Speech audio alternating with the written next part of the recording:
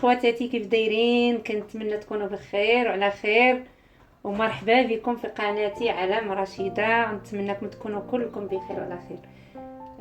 ان شاء الله جيتكم واحد الوصفه اللي جد رائعه وزوينه في هذا البرد هذا. طاجين بالخضره، كاع الخضره درتها كامله اليوم. غادي ديروها تنتوما ان شاء الله كلكم جربوها. الخضره كامله اللي في الثلاجه، من اللفت الفوته كاملين، كلشي الشيفرون، البطاطا. المهم غندوزو الطريقه، انا ما غاديش نطول عليكم في الفيديو. ندوزو ان شاء الله المقادير اللي عندنا هنا. الشيفرون، عندي البطاطا الحلوه، عندي البطاطا الاخرى، عندي فلفله حاره، عندي هنايا خيزو، اللفت الابيض، اللفت المحفور، داك اللفت الصفر، عندي بصله خضراء مقطعه وبصله حمراء، وعندي الربيع مقطع، وعندي الثومه، وعندي القرعه وماطيش حكيتها حتى هي اللي غادي نحتاج، هي اللي غندير فيها التوابل. عندي هنا الخرقوم معلقه، وعندي البزر وشويه السودانيه، وشويه ديال القزبر مطحون يابس، شويه التحميره، الملحه، سكينجبير.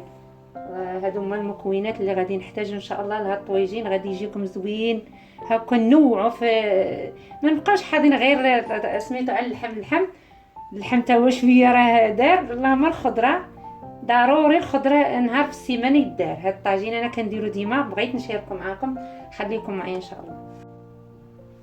المهم اخوتي، هنا جبت الطويجين ديالي، غادي ندير البصيله هي الحين، غنستفها هي الاولى نبني عليها، غنزرفها شويه غنخليه باش نديرو فوق الخضيره. غندير واحد شويه ديال الربيع وشويه ديال الثومه، وغندير واحد شويه ديال سميتو ديال اللقامه، شويه من الحاجه اللي هنا باش على البصيله حتى هي. لكن راه في الاول غادي تحكم، في الاخر غادي تحكم، عفوا غادي كاع اللقامه سميتو اللقامه اللي غنضيف من الفوق غادي تحكمها التوابل. المهم هنا غنستف اللفت،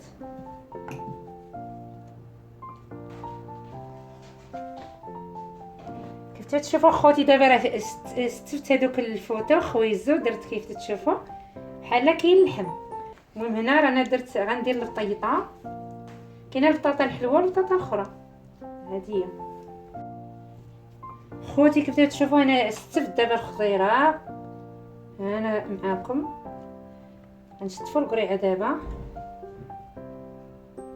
شطفوا الخضره كامله. كيف تشوفوا هذا الشيفرون هو بعض المرات ما كيبغيوش لينا الدراري تيتكال هنايا في هذه الوصفه هذه. الا درتوه هكا كيتكال وكيجي زوين ولذيذ.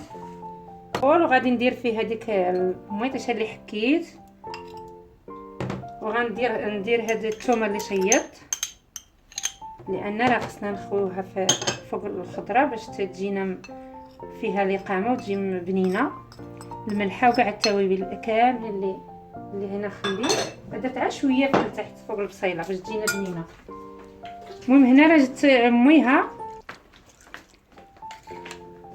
كاس ديال الماء، خلطت فيه هاد المكونات كاملين، صافي التوابل كامله والربيع وداك الثومه وداكشي صافي غنضيفهم فوق الخضيره.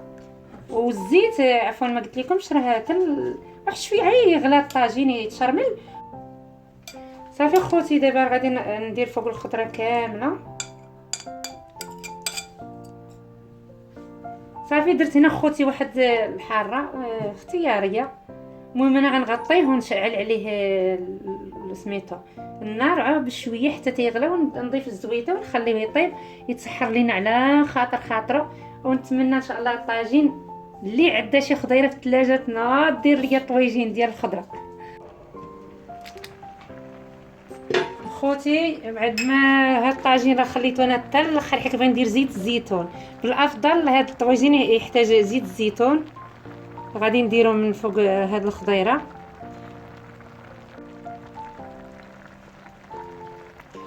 وغنضيف واحد الزويتينات كاضافه، اللي عندو يضيفهم اللي ما عندوش بلاش منهم ما يضيفهمش. صافي انا درت دابا الطويجين غنخلي واحد شويه حتى تدير لنا ديك الزويته باش ما تحرقش. انا خليتها حتى الاخر، كنت بغا نضيفها ولكن ملي غندير زيت الزيتون ما صافي ما درتوش في الاول، خليتها طابت الخضره. دابا شويه نحيدو من فوق النار وبقاو معنا حتى النهايه ان شاء الله. خوتي كانت هذه هي النهايه ديال الطوجين ديالنا ديال الخضره. نتمنىكم تجربوه، راه كيجي زوين ورائع. نتمنىكم في هذا البرد وبالخاص الخضره راه خصنا ناكلوها كامله. هذه هي الطريقه الصحيحه وزوينه ونتمنىكم تجربوه. وإلا عجبكم الفيديو ما تنساونيش اخوتي تبارطاجي مع الحباب والاصحاب، تعمل فائده. وكنشكركم على حسن المتابعه. السلام عليكم ورحمه الله.